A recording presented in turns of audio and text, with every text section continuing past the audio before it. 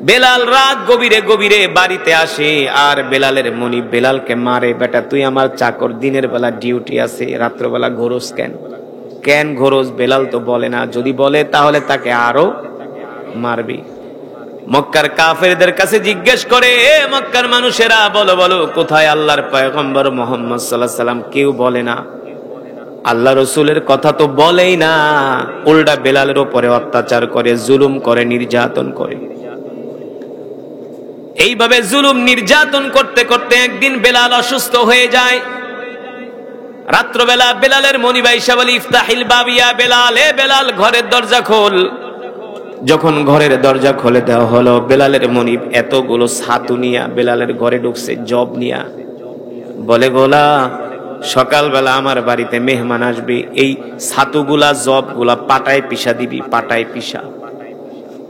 আগে আরবের মানুষ পাথরের পাটা দিয়া জব পিষতো, ছাতু পিষতো, যেমন আমাদের মা খালা দাদিরা লোহার পাটা দিয়া কি করতো? ডাল পিষতো না, ঘুরায় ঘুরায়। আরবের মানুষও পাথরের পাটা দিয়া জব পিষতো। কিন্তু বেলাল বলে, আপনি আমাকে জবগুলো দিয়ে যাচ্ছেন পিষার জন্য। আনা যায়িফুন জিদ্দান, আমি এত অসুস্থ, এত দুর্বল। আনা মারিজ, আমি আপনার কাজগুলো কি সম্পন্ন করতে পারবো? বেলালের মনিব বলে, এত কথা বুঝি না, যা অর্ডার দিছি তা করবি, নাইলে কিন্তু সকালবেলা তোর খবর আছে, তোর উপর জুলুম হবে, অত্যাচার হবে। হযরত বেলাল ভয়ে আর কোনো কথা বললেন না। মনিবের হুকুম মানতে যায়া বেলাল অসুস্থ শরীর নিয়া, তার শরীরে প্রচন্ড জ্বর, ওই জ্বর নিয়া বেলাল জব পিষতেছে, ছাতু পিষতে পিষতে এক পর্যায়ে বেলাল অজ্ঞান হইয়া মাটির মধ্যে পড়ে গেছে। অজ্ঞান হয়ে মাটির মধ্যে পড়ে গেছে। কেউ তো বেলালের মাথায় পানি ঢেলে দেয় না, কেউ তো বেলালকে আদর করে না। ওই অবস্থায় অজ্ঞান হইয়া বেলাল মাটির মধ্যে লুটায় পড়ছে, ঘুমায় গেছে। একজন গোলাম সারাদিন কাজ করে আবার রাত্রবেলাও দিছে কাজ, একটা মানুষ আর কতই পারে। এই অবস্থায় বেলাল অজ্ঞান হইয়া ঘরের মধ্যে পড়ে রইছে, সেন্সলেস হয়ে গেছে, কোনো জ্ঞান নাই। যখন সকাল বেলা হয়, বেলালের মনিব বেলালের ঘরে আইসা দরজা নক করে। বেলাল ঘরের দরজাও খুলতে পারে না, কারণ সে তো অসুস্থ হইয়া পড়ে আছে। এক পর্যায়ে এমন জোরে দরজার মধ্যে আঘাত করে, দরজা ভেঙে বেলালের মনিব ঘরের মধ্যে প্রবেশ করে দেখে বেলাল ঘরের ভিতরে শুয়ে আছে। এই অবস্থা দেখাই যখন দেখলো তার কাজ অর্ধেক হয়েছে, অর্ধেক হয় নাই। ছাতুগুলো অর্ধেক পিষেছে, অর্ধেক পিষে নাই। জবগুলো অর্ধেক পিষেছে, অর্ধেক পিষে নাই। এটা দেখা বেলালের মনিবের মেজাজ গরম হয়ে গেছে।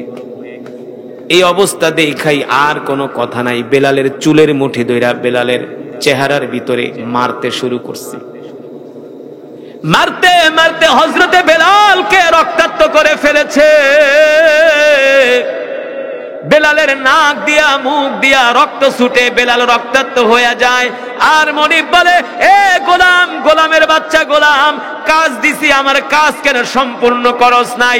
তুই তো আমার গোলাম, তুই আমার কথা কেন শুনলি না? বেলাল বলে, মনিব আমি আপনার কাজ করার জন্য চেষ্টা করছি, অসুস্থ হয়ে গেছি, কিছু করতে পারি নাই, এই জন্য আমাকে ক্ষমা করবেন। এই কথা বলার পরে বেলালের উপরে আরো অত্যাচার বাড়ায় দিছে। হযরত বেলাল বলে, এখানেই শেষ না, আমার মনিব আমার মাথার চুল ধরে এমন জোরে টান মারছে, এক গোছা চুল টানের চোটে তার হাতের মধ্যে উঠে গেছে। কত অত্যাচার! বেলাল বলে, মক্কায় আমার মা নাই, বাবা নাই, ভাই নাই, বোন নাই, কে আমাকে সান্ত্বনা দিবে? হযরত বেলাল বলে, আমার মাথার চুল ধরে টান মারছে, এক মুঠা চুল আমার মনিবের হাতের মধ্যে চলে গেছে,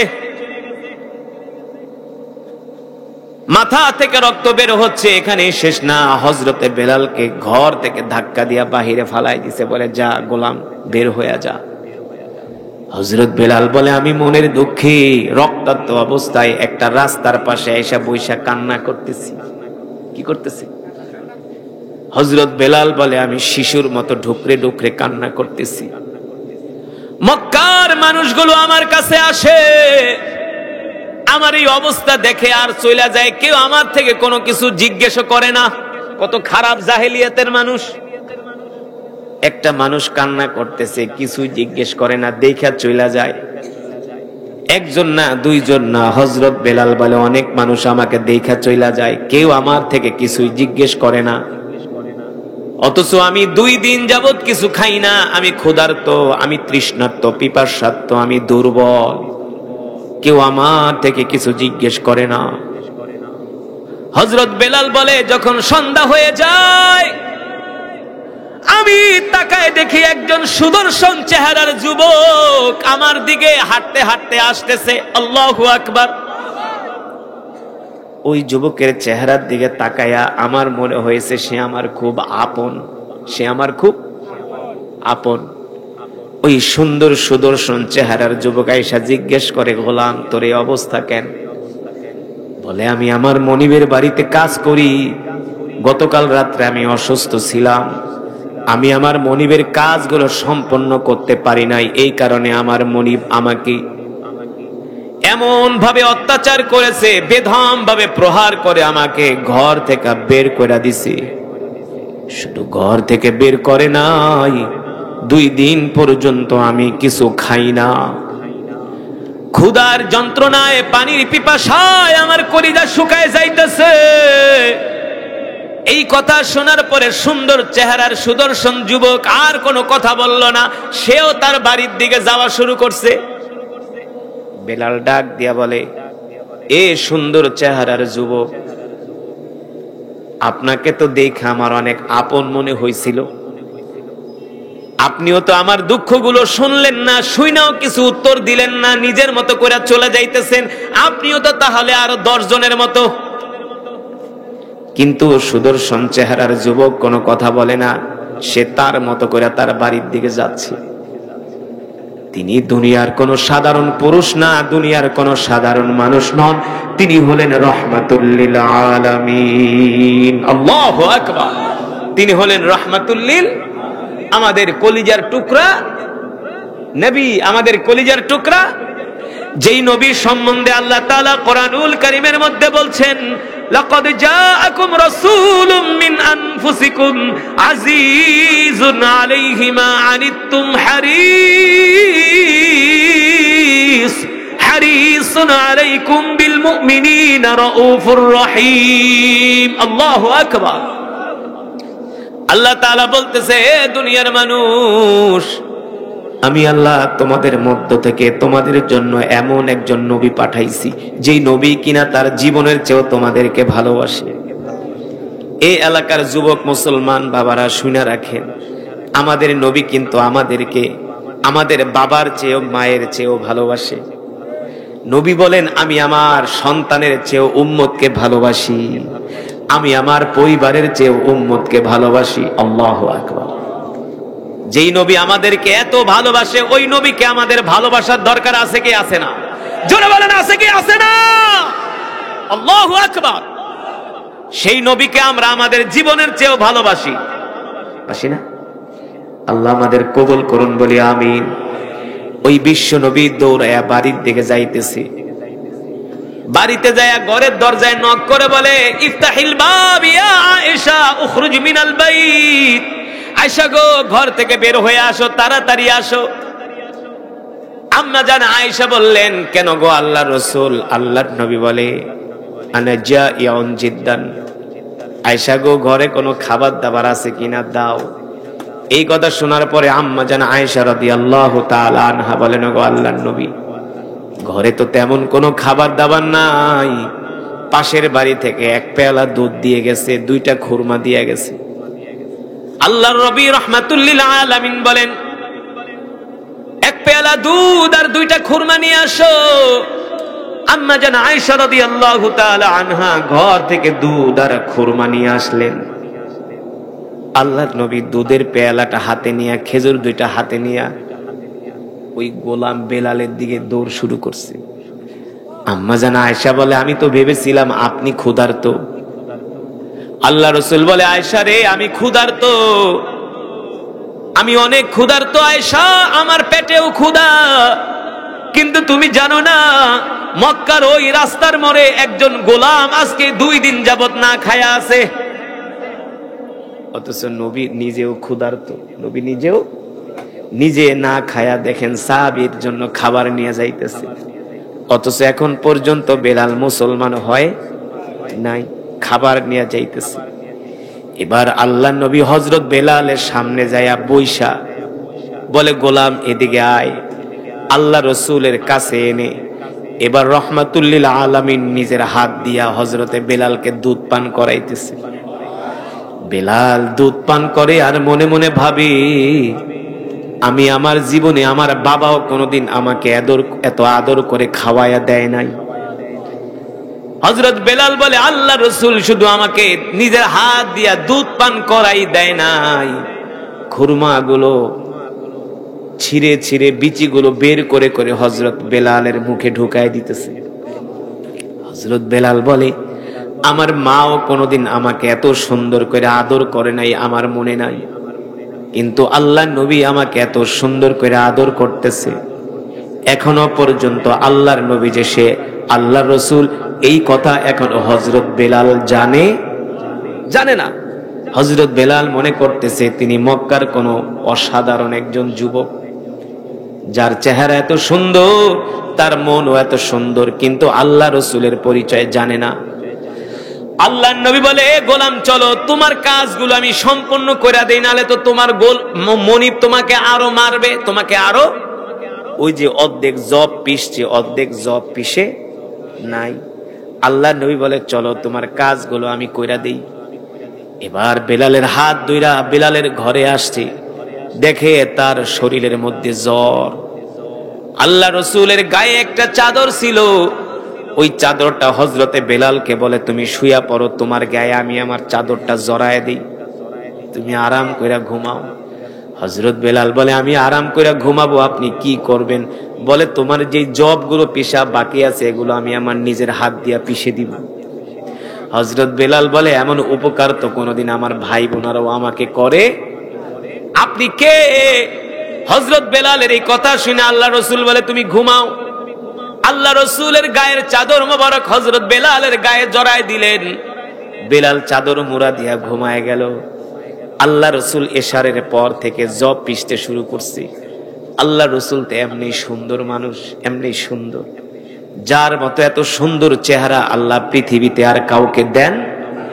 আল্লাহ রসুলের মতো এত রূপ, এত সৌন্দর্য, এত আকর্ষণীয় চেহারার অধিকারী পৃথিবীতে কেউ হয় নাই, এমনকি কোনো পয়গম্বরও না, ইউসুফ আলাইহিস সালামও না। আল্লাহ রসুল বলে, আমার ভাই ইউসুফ হলো সাদা সুন্দর, আর আমি হলাম লাল সুন্দর, আমি হলাম। আল্লাহ রসুল যখন হাসি দিতেন, তার চেহারাটা, তার গাল দুটি বেদেনার মতো লাল হয়ে যেত, এত সুন্দর ছিলেন আল্লাহর নবী। হযরত বেলাল বলে, আমি এশারের পরে ঘুমায় পড়লাম, মধ্য রজনীতে ঘুমায় পড়লাম, শেষ রজনীতে আমার ঘুম ভেঙে গেল। আমি দেখি ওই সুন্দর সুদর্শন চেহারার যুবক নিজের হাত দিয়া জাতা পিষতে পিষতে তার শরীর থেকে ঘাম ঝরতেছে, টপ টপ করে আল্লাহ রসুলের ঘামগুলো পড়তেছে। হযরত বেলাল বলে, শুধু ঘাম না, আমি তাকায় দেখি আল্লাহ রসুলের হাতের মধ্যে জব পিষতে পিষতে ঠোসকা পড়ে গেছে, বড় বড় লাল লাল দাগ হয়ে গেছে। হযরত বেলাল বলে, আমি আমার চাদরটা সরায় দেখি ওই সুন্দর চেহারাওয়ালা মানুষটা এত কষ্ট করতেছে। এই অবস্থা দেখে আমার নিজেকেই অপরাধী মনে হলো। হযরত বেলাল বলে, আমি ঘুম থেকে লাফ দিয়া বইসা পড়লাম, আর ওই সুন্দর চেহারার সুদর্শন যুবকের হাত দুইটা জড়ায় ধরে বলি, সত্যি করে বলেন, কি আপনার পরিচয়? কোথায় আপনার বাড়ি? কোথায় আপনার ঘর? আপনার মতে এত ভালো মানুষ আমি আজ পর্যন্ত মক্কার জমিনে একজনও পাই নাই। আপনি আমাকে যে আদর ভালোবাসা দিছেন, আমার বাবাও কোনোদিন এত ভালোবাসা আমাকে দেয় নাই, ঠিক কিনা বলেন? আমি এই মক্কায় মানুষের বাড়িতে গোলামি করি, কেউ আমাকে গালি দেয়, কেউ আমাকে থাপ্পড় মারে, কেউ আমাকে থুতু মারে, কেউ খাইতে দেয়, কেউ দেয় না। আমি হলাম একটা অবহেলার পাত্র, আর সেই অবহেলার পাত্র গোলামের ঘরে গোলাম। কি আমি শুধু গোলাম না, আমার বাপ গোলাম, আমার 14 গোষ্ঠী গোলাম। এমন একটা গোলামকে আপনি নিজের হাতে খাওয়ায় দিলেন, নিজের হাত দিয়া দুধ পান করায় দিলেন, নিজের চাদর বিছায়া ঘুম পাড়ায় দিলেন, আবার সেই গোলামের কাজ আপনি কইরা দিতেছেন। সত্যি করে বলেন কি আপনার পরিচয়? আল্লাহ রসুল বলে, যুবক রে, তুমি কি শুনেছ এই মক্কার জমিনে একজন নবীর আবির্ভাব ঘটেছে যার নাম হলো মুহাম্মদ ইবনে আব্দুল্লাহ। এই কথা শোনার পরে হযরতে বেলাল চিৎকার দিয়া বলে, ওগো আল্লাহর রাসূল, আমি শুনেছি এই মক্কার জমিনে একজন নবীর আবির্ভাব ঘটেছে যার নাম হলো মুহাম্মদ ইবনে আব্দুল্লাহ। আল্লাহু আকবার। ওগো নবী, আপনি জানেন না আমি মক্কার গলিতে গলিতে আপনাকে প্রতিদিন খুঁজি, কিন্তু মক্কার কোন কাফের আপনার পরিচয় আমার কাছে, আপনি কোথায় থাকেন সেটাও আমাকে বলে না, কিন্তু আমি তো আপনার জন্য ব্যাকুল, আমি তো আপনার জন্য পাগল পারা। আল্লাহ রসুল বলে, যুবক রে, তুমি যদি সেই নবীকে খুঁজা থাকো তাহলে আমি হলাম সেই বিশ্ব নবী রহমাতুল্লিল। আল্লাহু আকবার। হযরতে বেলাল বলে, গো আল্লাহর নবী, আর দেরি করবেন না, আপনি এখনই আমাকে কালেমা পড়ায় মুসলমান বানায় দেন। আল্লাহু আকবার। হযরত বেলালকে আল্লাহ রসুল কালেমা পড়ায় মুসলমান বানায় দিলেন। এবার সকালবেলা আল্লাহ রসুল চলে গেলেন ফজরের নামাজে। হযরত বেলাল আল্লাহ রসুলের পিছে পিছে গেলেন মসজিদে নববীতে। হযরত বেলাল আল্লাহ রসুলের পিছে পিছে গেলেন বাইতুল্লাহ। আল্লাহ রসুলের সাথে নামাজ আদায় করলেন। নামাজ আদায় করে যখন বের হইয়া বাড়ির দিকে আসতেছেন, মক্কার বড় বড় কাফেররা দেখতেছে বেলাল আল্লাহ রসুলের সাথে ঘুরে। উমাইয়া ইবনে খালফ তিনি যায় বলে, এ গোলাম, আমি না বলছি তুই মুহাম্মাদের কাছে যাবি না, মুহাম্মাদের পরিচয় জিজ্ঞেস করবি না, তুই কেন মুহাম্মাদের কাছে গেলি? হযরত বেলাল বলে, ও দুনিয়ার মনিব, আমি আপনাকে বলে দিতে চাই, আপনি আমাকে যেই মাইরের ভয় দেখাচ্ছেন, যেই অত্যাচারের ভয় দেখাচ্ছেন, যেই নির্যাতনের ভয় দেখাচ্ছেন, আপনি আমাকে অত্যাচার করতে করতে যদি জীবনটা শেষ করে দেন, আমাকে মেরেও ফেলেন, আমি ঘোষণা দিতেছি আজকের পর থেকে যদি আপনি আমাকে মেরেও ফেলেন তাহলেও আল্লাহ রসুলের কাছ থেকে আপনি আমাকে এক চুল পরিমাণ দূরে সরাতে পারবেন না, পারবেন না। তিনি রহমাতুল লিল আলামিন, তিনি সমগ্র জাহানের নবী, ঠিক কিনা বলেন? তিনি হলেন সমগ্র বিশ্ববাসীর জন্য রহমত। আমি সেই নবীকে পাইয়া গেছি। তোমরা আমার উপর অত্যাচার করো আর সেই নবী আমাকে নিজের হাত দিয়া দুধ পান করায় দিছে। তোমরা আমার উপর জুলুম করো, সেই নবী নিজের চাদর আমার গায়ে জড়ায় দিছে।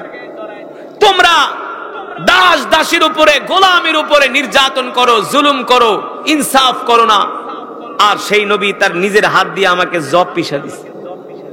হযরত বেলাল বলে, তোমরা আর কি চরিত্র দেখাবা? তোমাদের চরিত্র আমার দেখা শেষ। আমার উপর অত্যাচার করো, জুলুম করো, কোনো আফসোস নয়। আমি সেই নবীকে ছাড়া এক মুহূর্ত থাকতে পারবো না, এক মুহূর্ত থাকতে পারবো।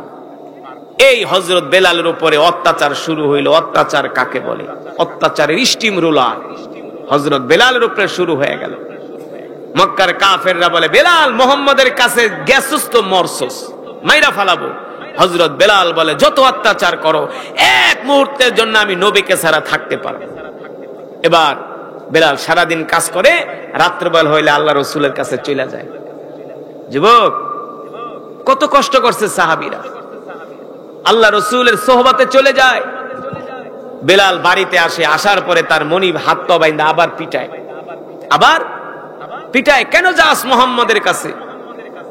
আবার যায়, আবার মার খায়, আবার যায়, আবার মার খায়, প্রতিদিন মার খায়। আল্লাহু আকবার। বেলাল তো আর বেলাল এমনি হয় নাই, হযরত বেলাল তো আর বেলাল এমনি হয় নাই। কত কষ্ট আল্লাহ রাসূলের জন্য সহ্য করছে, কত নির্যাতন সহ্য করছে। সিরাতের কিতাবের মধ্যে আসছে, হযরত বেলালকে আল্লাহ রাসূলের সাথে সম্পর্ক রাখার কারণে, আল্লাহ রাসূলের কাছে আসার কারণে হযরত বেলালকে তার মনিব হাত পা বাইন্দা উত্তপ্ত মরুভূমির মধ্যে চিৎ করে শোয়ায়া কয়েকশো কেজি ওজনের একটা পাথর হযরত বেলালের বুকের উপরে চাপা দিয়ে দিয়েছে। বলে, বল মুহাম্মাদের কাছে যাবি? বলে, যাব মানি শেষ হয়ে যাব, তারপর আল্লাহ রাসূলকে ভুলতে পারবো না। শুধু এখানেই শেষ না, লোহার রড গরম করায় করায় বেলালের শরীরে ভিতরে সেকা দিছে। বলে যাবি? বলে আরো যাব, যত অত্যাচার করো করো, তোমাদের অত্যাচারকে ভয় পাই না। শেষ পর্যন্ত মক্কার কাফেররা হযরত বেলালকে পাগলা ঘোড়ার পায়ের সাথে বাইন্ধা দিছে, আর ঘোড়া মরুভূমির ভিতরে ছাইড়া দিছে। এবার ঘোড়া দৌড়াইতেছে, আর মরুভূমির পাথরের আঘাতে হযরত বেলালের শরীরের গোশতগুলো খোসা খোসা পড়তেছে। মুসলমান, এত কষ্টের পরেও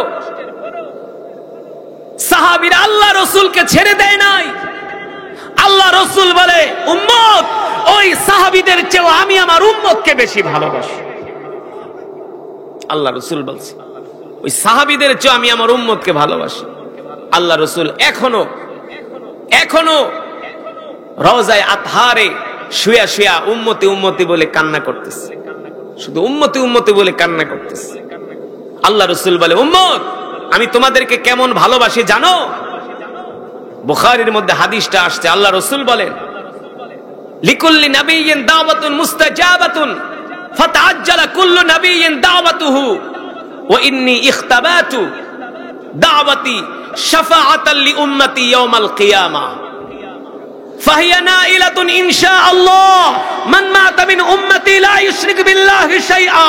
আল্লাহ রাসূল বলে, উম্মত, ভালো করে শুনে রাখো, আল্লাহ তাআলা প্রত্যেকটা নবীকে একটা সুযোগ দিয়েছে পাওয়ারফুল দোয়া করার উম্মতের জন্য, পাওয়ারফুল দোয়া করার উম্মতের জন্য। সব নবীরা সেই দোয়াটা কইরা ফেলাইছে দুনিয়াতে। আল্লাহ রাসূল বলছে, এই দোয়াটা আমি এখনো করি নাই, ওই দোয়াটা আমি আমার উম্মতের জন্য হাসরের ময়দানে রেখে দিছি। হাসরের ময়দানে শাফাআতাল লিউম্মতি ইয়াওমাল কিয়ামা। আল্লাহ রাসূল বলে, এই দোয়াটা আমি হাসরের ময়দানে আমার উম্মতের জন্য করব, আর উম্মতের জন্য করার সাথে সাথে আল্লাহ দোয়া কবুল করবে, আর আমি আমার উম্মতের হাত ধইরা ধইরা আল্লাহর জান্নাতে প্রবেশ করাবো। মুসলমান, যেই নবী আমাদেরকে এত ভালোবাসে, যেই নবী আমাদেরকে এত ভালোবাসে, যেই নবীর সাহাবীরা নবীকে এত ভালোবাসে, আমরা সেই নবীকে কতটুকুন ভালোবাসি বলেন? বলেন, হিসাব নিকাশ করার দরকার আছে কি আছে না? আছে কি আছে না? আমরা সেই নবীর উম্মত দাবি করি, অথচ আমরা নামাজ পড়ি না, আমরা দ্বীন মানি না, আমরা ইসলাম মানি না, আমরা কোরআন পড়ি না, মসজিদে মুসল্লি পাওয়া যায় না, যোহরের নামাজে মুসল্লি নাই, আসরের নামাজে মুসল্লি নাই, মাগরিবের নামাজে মুসল্লি নাই, কিন্তু মাগরিব থেকে রাত 10টা পর্যন্ত চায়ের দোকানে মুসলমানের অভাব নাই, অভাব নাই। ফজরের নামাজগুলোতে মাত্র 2 জন 4 জন 5 জন মুসল্লি হয় প্রতিটা মসজিদে, এর চেয়ে বেশি না। অথচ আল্লাহ রাসূল বলছে, উম্মত, আমি আমার সেই সাহাবীদের চেয়েও তোমাদেরকে বেশি ভালোবাসি। আল্লাহ রাসূল বলে, হাসরের ময়দানে আমি নবী সেজদা দিয়া পয়রা উম্মতি উম্মতি বলে কাঁদবো, আমার কান্নার আওয়াজ আরশ পর্যন্ত পৌঁছে যাবে। আল্লাহ তাআলা আমার কান্নার আওয়াজ শুনে সহ্য করতে পারবে না, জিবরাইলকে বলবে, জিবরাইল যাও, জমিনে যাও, আমার হাবিব কেন কান্না করতেছে আমার হাবিবের কাছে জিজ্ঞেস করো। জিবরাইল আলাইহিস সালাম আরশ থেকে চলে আসবে, আল্লাহর তাআলার নির্দেশ পায় আরশ থেকে চলে আসবে, আয়েশা বলবে, ইয়া মুহাম্মদ ইরফা রাসাক ইশফা তুশফা। আরশ থেকে আল্লাহ নির্দেশ দিছে, আপনি আপনার সেজদা উঠান, আর কান্না করবেন না। আপনি কেন কান্না করেন বলেন? আল্লাহ রাসূল বলে, জিবরাইল, আমি তো কান্না করি আমার উম্মতের জন্য। হযরত জিবরাইল বলবে, আপনার কান্না করার আর প্রয়োজন নাই, আল্লাহ আপনার জন্য সুসংবাদ পাঠিয়েছেন, ইশফা তুশফা। আজকে আপনি আপনার উম্মতের জন্য সুপারিশ করবেন, আপনার সুপারিশ আল্লাহ তাআলা গ্রহণ করবে, আল্লাহ তাআলা আপনার সুপারিশ গ্রহণ করবে। অথচ সে হাসরের মাঠে নবীরা পর্যন্ত ইয়া নাফসি ইয়া নাফসি বলবে, নবীরা পর্যন্ত, আর আর আল্লাহ রাসূল বলবে, ইয়া উম্মতি ইয়া উম্মতি। যুবক, যেই নবী যুবকদেরকে সবচেয়ে বেশি ভালোবাসে, আল্লাহ রাসূল যুবকদেরকে সবচেয়ে বেশি ভালোবাসে, কিন্তু আমরা যুবকরা সেই নবীকে ভালোবাসি না। যুবকের চেহারার দিকে তাকাইলে আল্লাহ রাসূলের কোনো সুন্নত পাওয়া যায় না, মুসলমানের চেহারার দিকে তাকাইলে আল্লাহ রাসূলের সুন্নত পাওয়া যায় না। আজকে মুসলমান যুবকরা দাঁড়ায় দাঁড়ায় পেশাব করে, কথা বলেন। বিড়ি ডেলি 2-3 প্যাকেট না খাইলে তার মাথায় ঠিক থাকে না। আপনাদের এলাকা কেমন আছে কি আছে না? নাই। মিনিটে মিনিটে বিড়ি খায়। কোনদিন একটু আল্লাহ রসুলের নামে একবার দুরুদও পড়ে নাই, যে আজকে বৈশা রয়েছি কোনো কাজ কাম নাই একটু নবীর নামে দুরুদ পড়ি না। খেতে কাজ করতেছে একটার পর একটা বিড়ি টানতাছে, অথচ উচিত ছিল খেতে কাজ করবে আর আল্লাহ রসুলের সামনে দুরুদ পড়বে, ঠিক না? এটাই তো রসুলের আশেকের পরিচয়। তো আল্লাহর বান্দারা আসেন, যে নবী আমাদেরকে এত ভালোবাসে সেই নবীকে আমাদের ভালোবাসতো। রাজি আছেন? রাজি আছেন? সেটা কিসে? আল্লাহ রসুল বলছেন জান্নাতে এমন হুর আল্লাহ বানায় রাখছে যাদের বয়স হবে 25 বছর। কত? স্ফীত বক্ষ বিশিষ্ট তরুণী, টল ফিগার, লম্বা চূড়া, সুন্দরী, সুশ্রী, আনতনয়ন চেহারা, আনতনয়ন চোখ, ডাগর ডাগর চোখ, এমন হুর আল্লাহ বানায় রাখছে। মালা আইনুন রাআত ওয়ালা উযুনুন সামিআত। আল্লাহ তাআলা জান্নাতের মধ্যে এমন নিয়ামত বানাইছে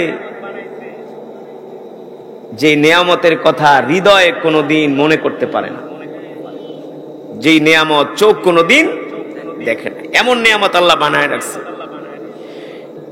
এমন জান্নাত যার ইটগুলো হবে রূপার, জান্নাতের ভিতরে গাছ থাকবে স্বর্ণের, একটা গাছের পাতার সাথে আরেকটার ঘর্ষণ হবে আর মিউজিকের আওয়াজ হবে। এমন লাল গালিচা থাকবে, পাড়া দিবে না 3-4 হাত নিচে গেড়ে যাবে। কি শান্তি! খাবার দাবারের কোনো অভাব নাই। হাদাইকা ওয়া আনাবা, আল্লাহ তাআলা জান্নাতের মধ্যে আঙ্গুরের বাগান রাখবে, আঙ্গুরের বাগান। আঙ্গুরের জুস খাইবেন, শরীরকে শক্তিশালী করবেন। সেই জান্নাতে আল্লাহ তাআলা এই কোরআনুল কারীমে তেলাওয়াত করবে। আল্লাহ তাআলার জবানে তেলাওয়াত শুনে, কুদরতি জবানে সেই দিন জান্নাতীরা 50,000 বছর পর্যন্ত আনন্দে আত্মহারা হয়ে গলা কাটা মুরগির মতো ছটফট করতে থাকবে। কি মজা হবে সেই দিন জান্নাতে। নবীরা থাকবে, সমস্ত নবীরা থাকবে, সাহাবায়ে কেরাম, সাইয়েদনা আবু বকর থাকবে, সাইয়েদনা ওমর রাদিয়াল্লাহু, উসমান ইবনে আফফান, আলী কাররামাল্লাহু ওয়াজহারা থাকবে। আল্লাহু আকবার। সেই জান্নাতে যদি যুবক তুমি যেতে চাও তাহলে দুনিয়ার কোরআনের মজমায় তোমাকে আসতে হবে। দুনিয়াতে বৈশা টানবা গাঁজা, খাইবা সিগারেট, দেখবা বাংলা সিনেমা, 5 মিনিট পর পর 1 কাপ চা খাইবা আর বিড়ি টান দিবা, আর ওই জান্নাতে কবরে মরার পরে ওই জান্নাতে আল্লাহ তোমাকে নিয়ে যাবে। এটা ভাইবো না। জান্নাত কিন্তু টাঙ্গাইলের চমচম না, নাটোরের কাঁচা গোলা না, টেকেরাডের রসমালাই না। জান্নাত পেতে হলে নফসের সাথে জিহাদ করতে হয়। নফস বলবে আর ওয়াজে বসবি না, নফসরে বলতে হবে কথা কবি না। নফস বলবে বিড়ি টান, নফসরে বলতে হবে কথা গেলে মুগুর দিয়া পিটামু। চুপ! মসজিদের মিনার থেকে আজান দিবে, নফস বলবে মসজিদে যাইস না, নফসরে বলতে হবে আর বেশি কথা কবি, শীতের দিন তাহলে ঠান্ডা পানিতে নাইমা গোসল করুন, ঠিক কিনা? নফসকে দমন করতে হবে। আমি যে কোরআন আপনাদের সামনে পড়লাম, যে আয়াত, যে সূরা তেলাওয়াত করছি, সূরার নাম কি জানেন? সূরার নাম কি? সূরাত ইউসুফ। কোরআনের মজার একটা সূরা, কোরআনের মজার একটা সূরা। আমি যে তেলাওয়াত করছি এতেই তো বুঝছেন যে কত মজা। আমি যেই কারি সাহেবের কাছে তেলাওয়াত শিখেছি মিশরে, আমার দাদা কারি আশ-শায়েখ মুহাম্মদ আল-লাইসি রাহিমাহুল্লাহ, ইমামুল কুররা, তিনি যখন মিশরের কোন প্রোগ্রামে এই সূরা ইউসুফ তেলাওয়াত করত, তার তেলাওয়াত শুনে অনেক মানুষ বেহুশ হয়ে যেত। আল্লাহু আকবার। বিশ্বাস না হইলে শুধু ইউটিউবে ঢুইকা লিখবেন ইজিপশিয়ান কোরআন রিসাইটেশন, কোরআন রিসাইটার আশ-শায়েখ মুহাম্মদ আল-লাইসি। মিশরের মানুষগুলা চিল্লাইতে চিল্লাইতে বেহুশ হয়ে যায় যে তুমি কি শুনাইতেছো। সুরের তরঙ্গে পাগল হয়ে যায়। আল্লাহু আকবার। মুসলমান আল্লাহর গোলামেরা, সেই কোরআন আল্লাহ তাআলা বিশ্ব নবীর উপরে নাজিল করেছেন, ঠিক কিনা বলেন? আর বিশ্ব নবী রাহমাতুল লিল আলামিনের উপরে কোরআন নাজিল হওয়ার কারণে আল্লাহ তাআলা কোরআনের মতো নিয়ামত আমাদেরকে দান করছে। খুশি না বেজার? আমরা তো কত সহজেই কোরআনের মজমায় আইসা কোরআন শুনতেছি, কিন্তু ভারতে যান, ভারতের মুসলমানরা চাইলেও কোরআনের মাহফিল করতে পারে না। কিন্তু এই যে আমাদের বাংলাদেশ, আমাদের মাতৃভূমি, জন্মভূমি, এখানে এত সুন্দর মাহফিলের আয়োজন করছেন। কোরআনের পিপাসা ফাউন্ডেশন আপনাদের কলিজার পিপাসা মিটানোর জন্য কোরআনের মাহফিলের আয়োজন করছি। এই মাহফিলও অনেক মুসলমান আসে না, বৈশা বৈশা দোকানে চা খাইতেছে, আড্ডা মারতেছে। কপাল পোড়া মুসলমান, এখন সুযোগ আছে কোরআনের মাহফিলে আসার। এমন একদিন হবে তুমি চাইবা কোরআনের মাহফিলে আসতে, কিন্তু চাইলেও তুমি আসতে পারবা না। হতে পারে সেই দিন তুমি অসুস্থ হইয়া ঘরের মধ্যে শুইয়া থাকবা, প্যারালাইসিস হইয়া পা একটা অবশ হয়ে যাবে, অবশ। আজকে আল্লাহ তোমাকে সুযোগ দিছে, এই সুযোগটা কাজে লাগাইতেছো না।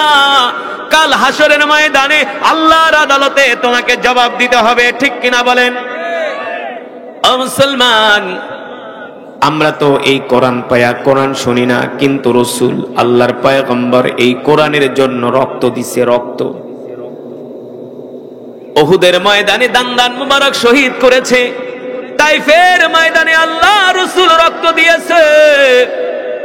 শুধু আল্লাহর নবী রক্ত দেয় নাই, তার সাহাবীরা আল্লাহর কোরআনের জন্য জীবন দিয়েছে, ঠিক কিনা মুসলমান? রাসূলের সাহাবীরা কোরআনের জন্য জীবন দিছে। আল্লাহ তাআলা নবীর উপরে কোরআন নাজিল করে দিয়া বলে, নবী, ইন্না আনজালনা ইলাইকা যিকরা লিতুবাইয়িনা লিন-নাস। নবী হে আমার, আমি আল্লাহ আপনার উপর যেই কোরআন নাজিল করেছি, এই কোরআন শুধু আমি আল্লাহ খতম পড়ার জন্য নাজিল করি নাই। খতম পড়ার লেগা বাপ মরে যাবে 40 দিন পরে 40 জন ইমাম দাওয়াত দিয়া একেবারে এক ইউনিয়নের মানুষরে দাওয়াত দিয়া 10টা গরু জবাই করায়া এক খতম কোরআন পড়ায়া জনমের মতো খিচুড়ি খাইবেন, তোবারক খাইবেন। এই কারণে আল্লাহ কোরআন নাজিল করে নাই। এত সোজা না। আপনারা মনে করতেছেন মাহফিলে আইসা একটু কোরআনের বয়ান শুনলেই মনে হয় কোরআনের হক আদায় হয়ে যাবে। এত সোজা? কোরআনের হক আদায় করা এত সোজা না। এই কোরআনের হক আদায় করার জন্য আল্লাহর নবী জিহাদের ময়দানে গেছে, ঠিক কিনা বলেন? এই কোরআনের হক আদায় করার জন্য আল্লাহর নবী তায়েফের ময়দানে গেছে। তায়েফের কাফেরেরা আল্লাহর নবীকে মারতে মারতে বেহুশ করে ফেলাইছে, শুধু আল্লাহর নবী কোরআনের হক আদায় করার জন্য। আর আমরা মনে করি মাঝে মাঝে এলাকায় শীতের দিনে 2-10টা মাহফিলে যাই, আমরা কোরআনের হক আদায় করে ফেলাইছি। না না না, আল্লাহ তাআলা নবীকে যখন কোরআন দিয়া মক্কার জমিনে পাঠালেন, আল্লাহ নবী এই কোরআন পড়ে মক্কার কাফেররা কোরআনের দাওয়াত পছন্দ করে না, গ্রহণ করে না। আল্লাহ তাআলা ডাক দিয়া বলে, হাবিব, আপনি মক্কার কাফেরদের কথায় কর্ণপাত করবেন না, মক্কার কাফেরদের কথায় আপনি কষ্ট পাবেন না। নবী হে আমার, আপনি মক্কার কাফেরদেরকে ভয় করবেন না। আলা লাহুল খালকু ওয়াল আমরু তাবারাকাল্লাহু রাব্বুল আলামিন। নবী হে আমার, আপনি মক্কার কাফেরদের সামনে বুক উঁচু করে ঘোষণা করে দেন, এই মক্কার কাফেররা, আমি আল্লাহর পয়গম্বর মুহাম্মদ সাল্লাল্লাহু আলাইহি সাল্লাম ঘোষণা করতেছি, আজ থেকে তোমরা কোনো মূর্তি পূজা করবে না, মূর্তির সামনে তোমাদের মাথাকে ঝুঁকায়া দিবা না। আল্লাহর জমিনে আল্লাহর দেওয়া রিজিক খায়া, আল্লাহর দেওয়া অক্সিজেন গ্রহণ করে, আল্লাহর দেওয়া সূর্যের আলো চন্দ্রের আলো গ্রহণ করে আল্লাহর সাথে তোমরা শিরক করবা, আল্লাহকে অস্বীকার করবা, এটা হতে পারে না। আমার রবের ঘোষণা হলো আলা লাহুল খালকু ওয়াল আমরু তাবারাকাল্লাহু রাব্বুল আলামিন। আল্লাহ রাসূল বলতেছেন, এ মক্কার কাফেররা শুনে রাখো, আজ থেকে আসমান যার আইন চলবে তার, জমিন যার বিধান চলবে তার, জমিন যার বিধান চলবে তার, সৃষ্টি যার হুকুম চলবে তার। কথা বলেন মুসলমান, সৃষ্টি যার, আল্লাহর দেওয়া রিজিক খায়া আল্লাহর কোরআনের বিরুদ্ধে কথা বলে আছে কি আছে না? অথচ আল্লাহ রসুল এই কোরআনের জন্য কত কষ্ট করছে। যে রসুলকে আল্লাহ তাআলা বলছেন ওয়ামা আরসালনাকা ইল্লা রাহমাতাল লিল, নবী হে আমার, আপনি হলেন সমগ্র বিশ্ববাসীর জন্য রহমত বরকত। সেই নবী এই কোরআনের জন্য কত কষ্ট করছে। শুধু নবী কষ্ট করেন নাই, তার সাহাবীরাও কষ্ট করছে। কেমন কষ্টটা করছে দেখেন। রাসূলের একজন সাহাবী যার নাম হলো বেলাল, নাম কি? বেলাল, নাম শুনছেন? নাম শুনছেন? বেলাল হাবশি, হযরত বেলাল রাদিয়াল্লাহু তাআলা আনহু। বেলাল কোন মক্কার মানুষ না, মদিনার মানুষও না, তিনি মক্কার কোন অধিবাসী না, মক্কায় তার জন্ম না, তার জন্ম হলো ইথিওপিয়া। কোথায়? ইথিওপিয়া। মক্কা থেকে হাজার হাজার কিলোমিটার দূরে বেলালের বাড়ি। এই বেলাল মক্কায় আসছে, মানুষের বাড়িতে বেলাল গোলামি করে। গোলামি, মক্কার কাফেররা মূর্তি পূজা করে। এই দৃশ্যগুলো হযরত বেলাল দেখা কষ্ট পায়, ভালো লাগে না। কিন্তু বেলাল এখনো কালেমা পড়া মুসলমান হয় নাই। হযরত বেলালের দিলের মাঝে কিসের যেন একটা অভাব, অন্তরের মাঝে কিসের যেন একটা অভাব। হযরত বেলাল শান্তি পায় না। মক্কার ধারে ধারে ঘরে ঘরে ঘুরে বেলাল শান্তি পাওয়ার জন্য। আসলে তো দুনিয়ার কোন তন্ত্র মন্ত্রের ভিতরে শান্তি নাই, মূর্তি পূজার মধ্যে শান্তি নাই। একমাত্র শান্তি হলো দ্বীন এবং ইসলামের মধ্যে। প্রকৃত শান্তি দ্বীন এবং ইসলামের মধ্যে। যারা ফজরের নামাজ পড়েন জামাতের সাথে, তারা দিলের মধ্যে যে শান্তি পায়, বেনামাজি কুত্তাগুলা ওই শান্তি পায় না। সত্যি করে বলেন, ফজরের নামাজটা পড়লে কেমন লাগে? মসজিদ থেকে বের হইলে যে কি যে একটা শান্তি লাগে, এগুলা যারা পড়ে না তাদেরকে কোনোদিন বুঝানো যাবে না। এটা তো আশেক মাসুকের খেলা। এই যে শীতের দিন আসতেছে, কি ঠান্ডাটা পড়বে আল্লাহ গো। ঠান্ডা পানিতে হাত ঢুকাইলে মনে হয় জেহেনটা ঢুকে ওই অবশ হয়ে যায়। কি হয়ে যায়? এতই সোজা। তিনটা কম্বল মুড়া দিয়া ঘুমা, ওই কম্বল ফালায়া ঠান্ডা পানি দিয়ে ওযু কইরা কাঁপতে কাঁপতে মসজিদে যায় ফজরের সালাত পড়া এত সোজা। কিন্তু যদি মালিকের সাথে সম্পর্ক থাকে তাহলে এটা কোনো কষ্টই না, ঠিক কিনা বলেন? শুধু সুখ আর সুখ। হযরত বেলাল বলে, আমি আমার মনিবের বাড়িতে গোলামি করি, ওরা ভালো ভালো খাবার দেয়, ভালো ভালো খাবার খায়। মক্কার ধনাঢ্য মানুষ, কোনো কিছুর অভাব নাই, কিন্তু আমি দেখি এর মধ্যে শান্তি নাই। হযরত বেলাল বলে, আমি যেই মনিবের বাড়িতে কাজ করি, যেই মনিবের বাড়িতে আমি কাজ করি, এই মনিব মূর্তি পূজা করে, তার মূর্তি পূজা দেখে আমার কষ্ট লাগে। আল্লাহু আকবার। বেলাল কিন্তু এখনো কালেমা পড়া মুসলমান, এখনো মুসলমান হয় নাই। বেলাল ছিলেন ভদ্র স্বভাবের মানুষ, সভ্য স্বভাবের মানুষ। কারণ যেটা ভালো হয় 9 বছরের থেকেই ভালো হয়, আর যেটা ভালো হয় না 90তেও হয় না। বাবার 5টা ছেলে, যেটা ভালো ওইটা ছোটবেলা থেকেই নম্র, সভ্য, ভদ্র। বাপ যা কয় তা শুনে। আর যেটা বেয়াদব, কয় ডাইনে যায় বামে, কয় বাজারে যায়, কয় তুমি আসো কি করতে, মইরা যাবে কয়দিন পর, তুমি বাজার করে লয়া হোক। আছে কি আছে না? এমন বেয়াদব আপনার এলাকায় নাই? আমগো ঢাকা শহর বহুত আছে। বাপের সাথে বেয়াদবি করে, বাপের গায়ে হাত দেয় নেশার টাকার জন্য। হযরত বেলাল রাদিয়াল্লাহু তাআলা আনহু সভ্য, নম্র, ভদ্র একজন মানুষ ছিলেন।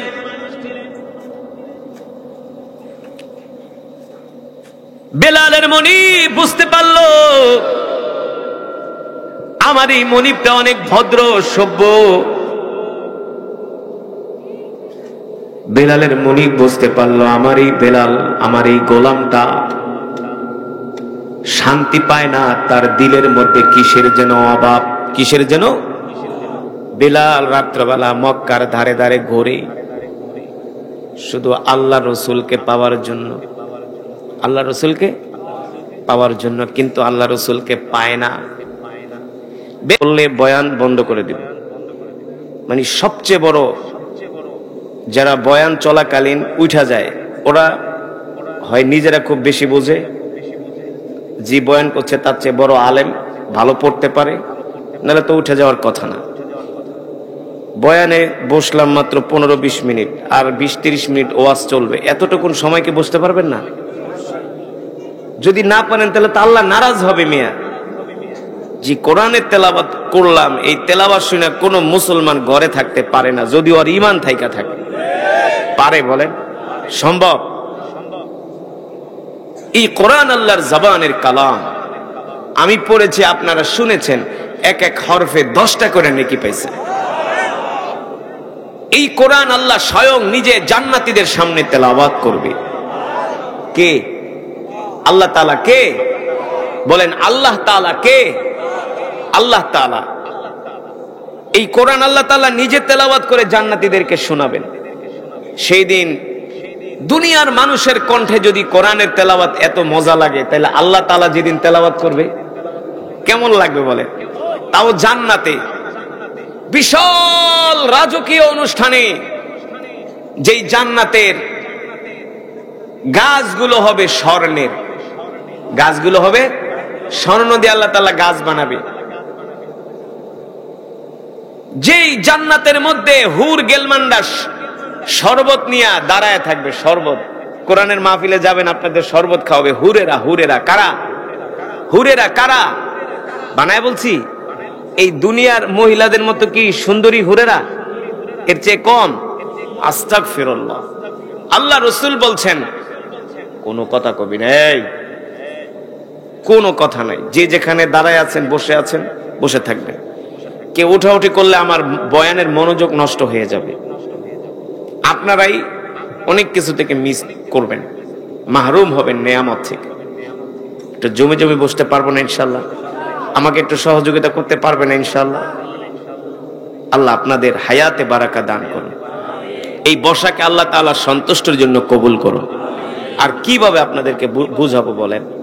ওঠাউঠি করেন না। কোরআনের মজমায় বসছেন, শুনতে থাকেন। কিছু ঘরে নিয়ে যাবেন, কিছু বাড়িতে নিয়ে যেতে পারবেন ইনশাআল্লাহ। এর মাধ্যমে, রাসূলের সুন্নতের মাধ্যমে।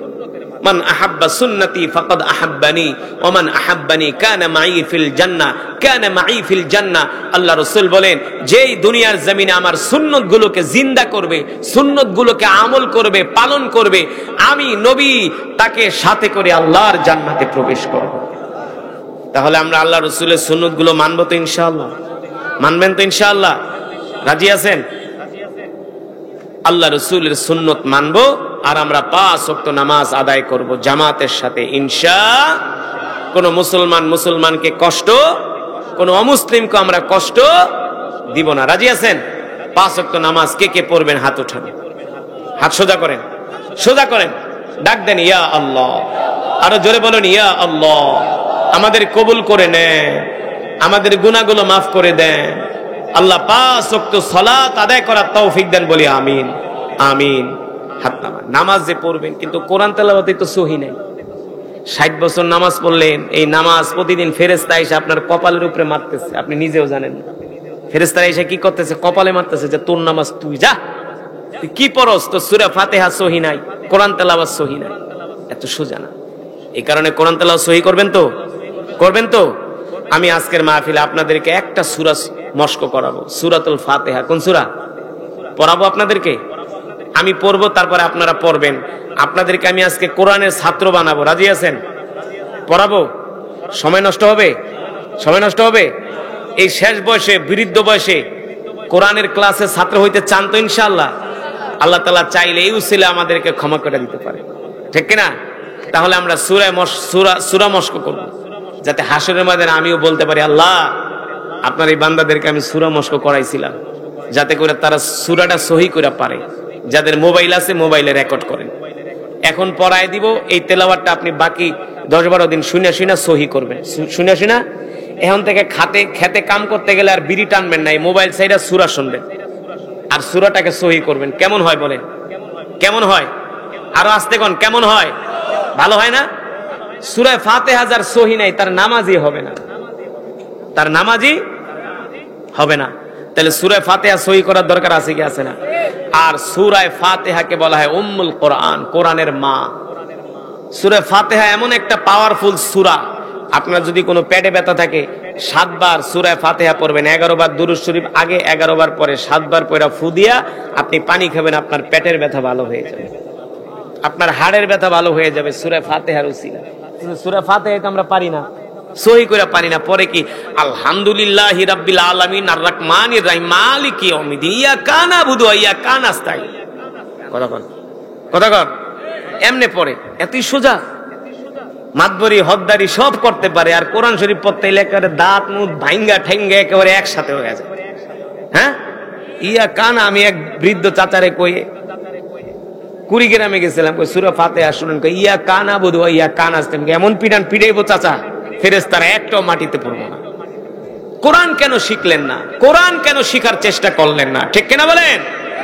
তাহলে মোবাইলটা অন করেন, রেকর্ডটা চালু করেন। যুবকরা রেকর্ডটা চালু করো, সূরা ফাতিহা সহি করায় দিব, মস্ক করায় দিব। এই সূরা ফাতিহা শুনে শুনে তোমরা সূরা মস্ক করবা, যাতে নামাজে সহি করে পড়তে পারেন। রাজি আছেন ইনশাআল্লাহ? আল্লাহ কবুল করেন বলি আমিন। আগে আমি পড়বো, তারপরে আপনারা পড়বেন। আগে আমি পড়বো, তারপরে হুজুর আগে পড়ে না ছাত্ররা আগে পড়ে? ওস্তাদ আগে পড়ে না ছাত্র আগে?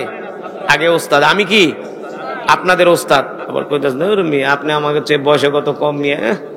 সমস্যা নাই, ওস্তাদ যে কেউ হইতে পারে, ঠিক কিনা বলেন? ওস্তাদ যে কেউ হতে পারে। আমাদের ইমামে আজম আবু হানিফা রহমতুল্লাহ আলাইহি, তিনি জানতেন না কুকুর কখন বালেগ হয়, কুকুর কখন। ইমামে আজম জানতেন না, অথচ তিনি হলেন ইমামে আজম। ইমামে আজম, যার উপরে বা পৃথিবীতে কোন ইমাম। এক হিন্দুর কাছে জিজ্ঞাসা, হিন্দু মশাই বলেন কুকুর কখন বালেগ হয়? হিন্দু কয়, কুকুর যখন পা উঁচু করে তার কাজ সারে তখন কুকুর বালেগ হয়। ইমামে আজম বলে ঠিক। ওই হিন্দুকে যখন ইমাম আজম দেখতেন যে হিন্দু রাস্তা দিয়ে হাঁটা যাইতেছে, ইমামে আজম যায় রাস্তার এক পাশে দাঁড়ায় থাকতো, কারণ সে তার ওস্তাদ, তার থেকে শিখছে কুকুর কখন বালেগ হয়। শুধু সে না, ওই হিন্দু যখন মারা গেছে তার ছেলেও যখন ওই রাস্তা দিয়ে যাইতো, তাকে দেখলে ইমাম আজম সম্মান করত। এই কারণে ওস্তাদের অনেক মর্যাদা, ঠিক কিনা বলেন? ওস্তাদের অনেক মর্যাদা। আরো তো শিখাইতেছি কোরআন। আমরা আল্লাহ তাআলার কাছে দোয়া করি, এই উসিলায় আল্লাহ আমাদেরকে ক্ষমা করে দিন বলি আমিন। পড়েন, আউযু বিল্লাহি মিনাশ শাইতানির রাজীম।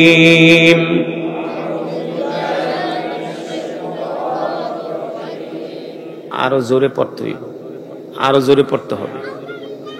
বিসমিল্লাহির রহমানির রহিম।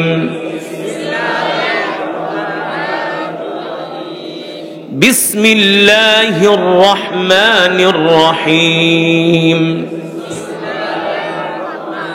সবাই পড়ে না, এই জোরে পড়, জোরে। আলহামদুলিল্লাহি রাব্বিল আলামিন।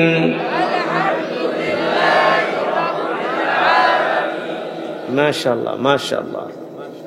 আর রহমানির রহিম। مالك يوم الدين إياك نعبد وإياك نستعين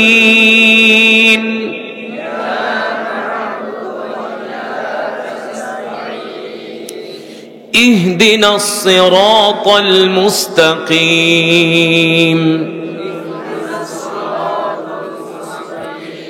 اهدنا الصراط المستقيم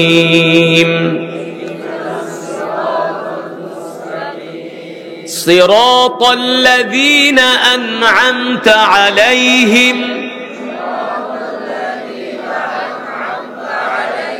ما شاء الله غير المغضوب عليهم ولا الضالين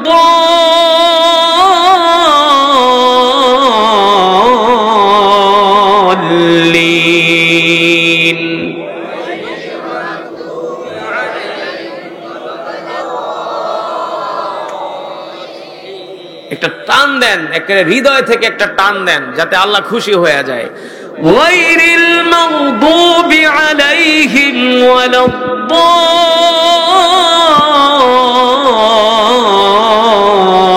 الضالين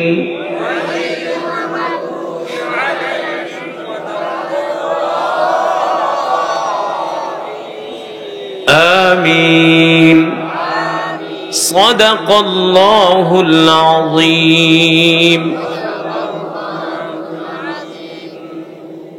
কষ্ট হইছে আপনাকে আবার সেই 40 বছর আগে ফিরাই নিয়ে গেছে, 50 বছর আগে যে মক্তবে যায় পড়তেন না, হুজুরা বেদ দিয়া পিড়াইতো, সকালবেলা ফজরের পরে মক্তবে যাইতেন। বাবারা কোরআনটা শিখেন, না পারলে মসজিদের ইমাম সাহেবের কাছে, মুয়াজ্জিন সাহেবের কাছে, আপনাদের এলাকায় অনেক মাদ্রাসা আছে, মাদ্রাসার হেফজখানার হাফেজ সাহেবদের কাছে যায় কোরআন শিখবেন। কোরআন না শিখলে কোনো উপায় নাই। আল্লাহ তাআলা আমাদের সকলকে কবুল করুন। আজকে কোরআনের পিপাসা অনলাইন একাডেমির উদ্যোগে এই ওয়াজ ও দোয়ার মাহফিল, এই মাহফিলে এসে আপনারা খুশি? আসলেই খুশি? বলি আলহামদুলিল্লাহ। এই মাহফিলটা প্রতি বছর হোক, আপনারা চান? চান? যদি চান তাহলে আগামী বছর যাতে এই কোরআনের পিপাসা অনলাইন একাডেমির উদ্যোগে আরেকটা সুন্দর ইসলামী মহা সম্মেলন হয়, এই জন্য আপনারা তাদেরকে সর্বাত্মক সহযোগিতা করবেন, এলাকার যুব সমাজকে সর্বাত্মক সহযোগিতা করবেন। করবেন তো ইনশাআল্লাহ? করবেন তো ইনশাআল্লাহ? আল্লাহ তাআলা সকলকে কবুল করুন, এই মাহফিল, এই মাজমাকে কবুল করুন। বসেন, দোয়া করে যান, দুরূদ শরীফ পড়েন। আল্লাহুম্মা সাল্লি আলা মুহাম্মাদ ওয়া আলা আলি মুহাম্মাদ কামা সাল্লাইতা আলা ইব্রাহিম ওয়া আলা আলি ইব্রাহিম ইন্নাকা হামিদুম মাজিদ। আল্লাহুম্মা বারিক আলা মুহাম্মাদ ওয়া আলা আলি মুহাম্মাদ كما باركت على إبراهيم وعلى آل إبراهيم إنك حميد مجيد.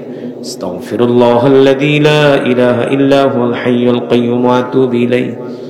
لا حول ولا قوة إلا بالله العلي العظيم. اللهم آمين.